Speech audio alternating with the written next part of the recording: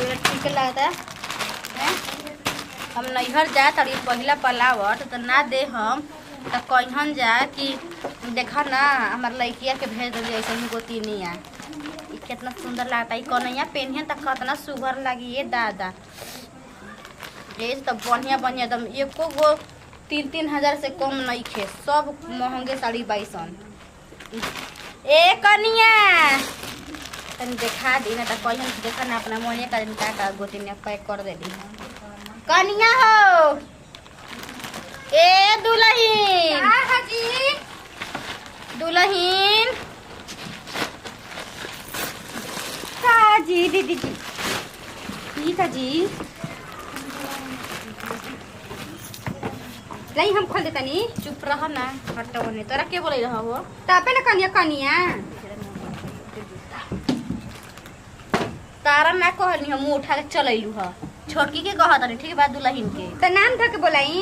का है कन्हैया ना कहनी ह छोटको ना कहनी है का तब हम कन्हैया ना है जी चुपचाप रह जा काहे जी हमनी के मुंह टेढ़ का बाके मुंह देख के टेढ़ बनाओ तनी अपन का टेढ़ बनाओ तनी हो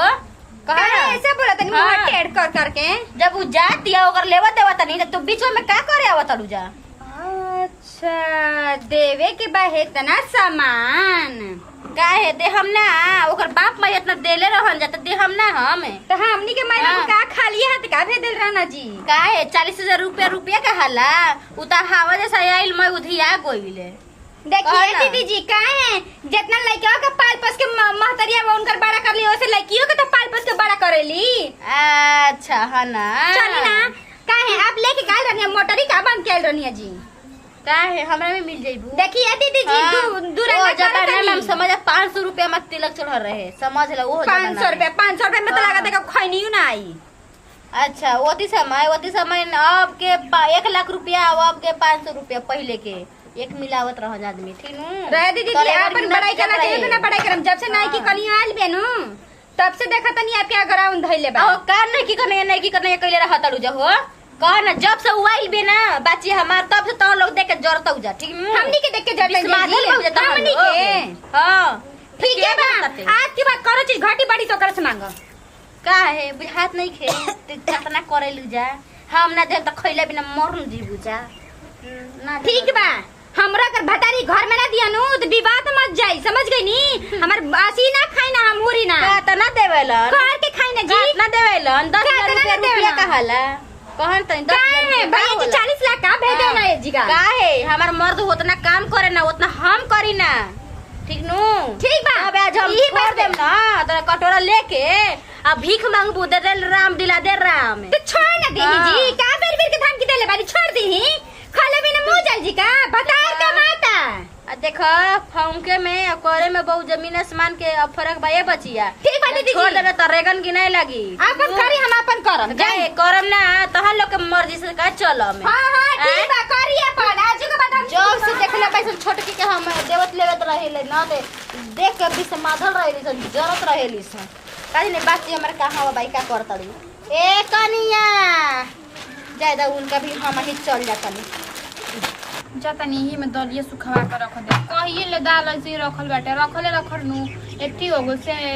भिंजला नहीं हो गल बाटे सुखात नहीं के त का होई कहले रही दीदी से कि दीदी जी छतावा पसार देम जी तो वो काहे के पसारे बनी से छोड़ देले बानी कि ना ए आदमी पसारी आदमी करे ये नु कहाला जब से आइल बिया कि ना एगो छोट गोती नी बाप रे बाप ओकरा का हाथ पर लेके घूमत हतड़ी कि ना होई ना उ जोन बिया तनु हे बिया हमनी के कोनो एथिए नहीं थे चली हो ना करम त के करे वाला बटू एमे अटबो ना करी गोडी बात देखे के पड़ी तबे नु करम चाहे रखम हम भी तो घर में बैठे करबे कि ना उ बिया त उ कर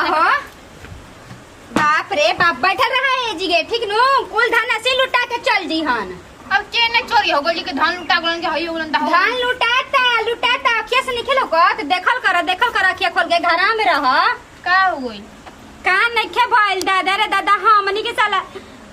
एक सुथनिया आदमी ना देवे ना नहीं आदमी के पूरा घर खोड़ी रिया के आदमी दे के विदा करता अब के खोड़रिया वाला गल जी दीदी हमरा कुछ बुझात नहीं करो का कहतनी है खोल के कहीं घुमाई मत बोल दीदी जी नु नईकी बहुरिया के पूरा बक्सा के साड़ी आ सैंडल नया खरीद के दे के विदा करतनी उ हम देखनी है ई सब हमरा का मत बताई ठीक बनू हम दीदी जी कहबो कनी तो कहत है कि दे में ना नया नोहर बाड़ी तो हमनी के तो बुझाता कि हमनी के भतार कमा कमा के बुढ़िया न होगनी जा आए हो भतारा तो हमनी के कमाता हमनी के भतारा देता तबे ने घर में पैसा इतना दिमाग रहते से करबे न करते तो नती हमनी के मरदे दो गला बावसन कि भौजैया कमा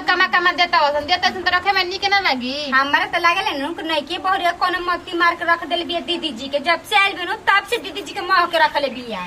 अपन इशारा पर नचावती है अगली कहले थी ओकर बेटे जी देखो तनी कि 3 गो 4 गो 5 गो साड़ी होता ओकर माई के साड़ी ओकर भौजाई के साड़ी ओकर बहन के कपड़ा हमनी के ना घुरें जे हमनी के माई भौजाई ना रही तो हमनी की इज्जत ना रहे हमनी के तो पुरानका जौन नेता में साड़ी मिलेला उहे दे के विदा करी नहीं यहाँ के छोड़ दी ना ओहे तो हम चुप बनी के देखो तनी का देतड़ी जवन देतड़ी हम ना घर में से 4 गेहूं बेच के अपना नहीं और लेके गोइन त कहन कि का कहत रही तब तो आग लग जाई तू आग लगो चाहे बदरी फट चाहे धरती फट हमरा लोग कोनो दिक्कत नहीं खे हमरा लोग कुछ नहीं खे देखो अभी ये रह गइल बा अब दीदी जी है ना चाहता नहीं कि हमनी के अलगा हो जाई जा कह दे रंगा करो तनी बताओ तहरा के हमारा के अलगे छाट देले बानी और ओकरा के ए बच्चिया रानी इतना प्यार दुलार के जैसे लागत है कि उनकरे कोख से जन्म ले बिया ए आदमी खट त इनकरा नहीं खे बुझती सब नहीं खेलो को जी आदमी खट बुझाता कि कपार ले पसीना घुट तक आ जाता ना तो बड़ बानी बड़ा बन देखाओ तनी अपन के बड़ बानी तुम कुछो करम हमनी के एकदम का कहल जाला जी कहल जाला हो नौकरानी भइल बनी नौकरानी चढ़ा लेका एके आगे हकले जाओ करा के हकले जा छोड़ दी ना अलगा करे पे पैसा अलगा हो जी मेरा कोनो थी नहीं खे हमरा मरद बाटे और एगो लइका बटुए ओकरा हम बना खियाले हमरा जरूरी नहीं खे घर बके बनाई खाई नौकरानी हमरा नहीं खे बने के हां ठीक है कहतड़ू जब ये चाहत नहीं दीदी जी तो सही बा हमनी का अलगे हो जाता जा पीएस लगे बनी दीदी जी के देखत नहीं का दे तड़ी का कर तड़ी आगे चलो पीछे से उनका हम बतावा तनी थोड़े ना पता चलो हम तो मुंह आए पे बोल दी ना हमरा बहुत तेज मिर्ची लग जाला लागी ना काहे ना लगी हो के वो ऐसे सखिया मने खेने रखले हमरा के माई बाबू का भेजला बने जी हर जोताई करे खातिर हमू रजवाड़ा घर के आई हमू पापा के रानी है घर के ए जी नौकरानी बना के धइले बाड़ी जा जाए तो आज जा तो नैहर जाए के खुशी ही अलग हो खेला अपना माई से अपना बहन से भाभी से सब कुछ मिलम कितना बढ़िया लगी न वैसे भी न ससुराल आयल बनी न तो पहले बार एजा से जाता नहीं हम नैहर हम तो बस इतना मानता नहीं कि सब लोग बहुत ज़्यादा खुश रहो आ देख लो लोग कहेला कि गोतनी होखेली सन मतलब एटीट्यूड वाली घमंड वाली लेकिन हमारा लगेला न बड़की दीदी के देख कैसा लगेला न कि वो हमार गोतनी ना हमार सास का हमार मतलब हर चीज़ से लगेला कि हमार मतारी की जैसन बाड़ी कितना प्यार से दुलार से विदा करताड़ी हम तो सोचत रही कि हमारे सास नहीं तो के हमार विदाई करी के हमरा के सब कुछ न सरिया उरिया के दी ही बाकी ना दीदी तो ऐसे बुझाता कि न हर चीज पूछ के तार माई के बही ऐसे को बाड़ी जा तार चाची लोग को जानी बाड़ी जा हर चीज पूछत बाड़ी बस बाकी का करी कुछ भी कह दीदी के ला के देख के ना लगे न आए कि वो हमार बड़ जेठानी हरी हाँ हो तार दीदी थोड़ा ना महतारी नु हरी का बोल बची दीदी तैयारी हो गई ला हाँ जी ढाली हो एगो दुगो बैग बेसिए होई काहे के ढेर न देतड़ी तार दीदी जी ऐसे काहे बोलत जी दीदी अरे मैं बोले का बाटे जन करत तड़े जन आदमी कहत टुए मान लो तू घर के पतो हनु हड़ू आए हमनी के थोड़े ना हनी जा हमनी के थोड़े न के ओसनी जे जन ती जे तहारा बटुए दीदी ऐसे काहे बोलत जा बड़की दीदी सब कोई के उतने प्यार दुलार देबी रा सब कोई के उतने मानी हां एक कनिया तारा के मिलत तो सोचत तड़ू कि सब कोई कैसे रहे कि एगो दूध भात खाता सोचलस के पूरा गांवे या पूरा राज्य दूधे भात खाता त देखे तू थोड़ा नहीं कुछ तारा के मिलत त मजे तो सोचत कि सब की मौजे में बटुए दीदी ऐसे काहे बोल हां जी दीदी धला बजा पे झरा धला आ तो हम लोग का बोल रहे जा हो एकदम जूता हो साया साड़ी हो एगो ना 5-5 गो दिया तटुए अब काहे दे हम जाके करे जगह तो हम लोग का फाड़ता त मुंह करे जा फाटो जी राम करे जा फाटो हमर के करे जा फाटो हम लोग जी मुंह बा जाके मेरा तो हम लोग कट ना कइनी ठीक है कट करता के कट तो हम लोग करता जगह करता नहीं जाई दीदी जाई चुप रह दीदी चुप रह तू छली में चटाई जी एक ने चुपचाप रह कान बहिर कर ला तू हां बहिर कर ढेर बढ़िया रह बुद्धि सिखावता नहीं देख तू तारा पसंद होई त तू पहनिया ना त अपना माई के दे दिया ना 3000 के साड़ी ह निमन लागत जी दीदी है हैं? माई के दे देनी लो सड़िया हमनी के मार त निकामा नु बाबा सन ओनी कमाल सन लो आ ओनी कमाल साया सन बा ब्लाउज बा लो सड़िया देले बनी न हां वो हम खुदे पहन ले हां अच्छा हाँ उहो देले बनी त बेगवा में रख देले बनी ठीक बा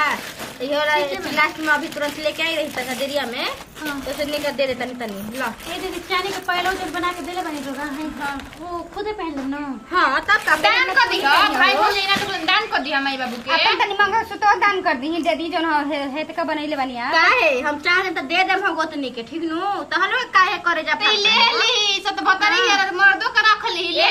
ली चुपचाप रह ठीक नु काहे दीदी जी मिर्ची लगता ऐसे काहे बोलत ए तू चुप रह तारे वजह से तो कुल घर में दूध डरामा होता है ए इनका दबाव मत ठीक नु के समझ का मर के हाथ भेजा गरम होल ना त चिनबो ना करम अच्छा रौरा पे तो भेजो हम तो बिना भेजा के बानी जा भगवान के डाले के बुला के बन जाला चल ले जो सीधा केकरा शौक बा केकरा शौक बा केकरा शौक बा करे त हम लोग फाटता चुप रही रौरा फाटो करे जा हो रौरा कनिया तार माई फोन कइले रही और देखी ना बुचिया अगर चाना होई ना बूट तब दे दिया तो हम 50 किलो दे पूरा खर्ची उठा के दे ना दी जी दे दी अरे भाग तो मरबो करब चला के दिखाई ना चला के दिखाई हम बड़ छोट ना देखम समझ ली दीदी काहे तू चुप रह तारे सब नहीं की सुना छटकी जान तड़ी एहन लोग अलगा कइला भी नहीं अथी तो कर में दी जी हम तो चाहते बन के अलगा कर दी अरे कर देम हम तोरा काहे खाती अथी कइले बाड़ी उख मजल काहे का बाड़ी कर दी कम से कम खर्चा तो लगा 10 जने का आदमी खर्चा उठा के ना पगला गल बैठे फाट जाई फाट के घर परिवार लेके सब घर से लेके सब खर्चा उठावा अलगा करे में नाम खाली बा कि अलगा कर दी अलगा कर देम ना तो वे तरे गन गिनाए लागी ठीक नु धाधा मत ज्यादा लहो टेंशन ना ल कन्या हम बानी न सीधा बस दीदी काहे दीदी लोग खिसिया ही नहीं जैसे लगला हम तू देख के जरली सन कि काहे ओकरा से बोलेली बतियावेली हमनी से ना बोले बतियावेली तो मुंह जैसे जेकरा रही वही ओकरा से ना बतियाई बतियाई में हैं एती कर सुन ना कहनी है ना कि वो कान में के चुपे बनवाली रही 15000 के तो उनको कान में के निकाल के तू पहन के जाइयो वे वाला ठीक ना ठीक है जी चिंता मत कर हम बानी बताओ ई घर में तू बड़की दीदी बड़ी आ मझली दीदी बड़ी क्या इनका लोग के क्वेश्चन बढ़ जाए इनका में उनका में कितना अलग व्यवहार बटुए जाए तो ई लोग खिसिया दे जे तो खिसिया अपना जगह पे बड़की दीदी निमन बड़ी न उहे काफी बटे हमरा खातिर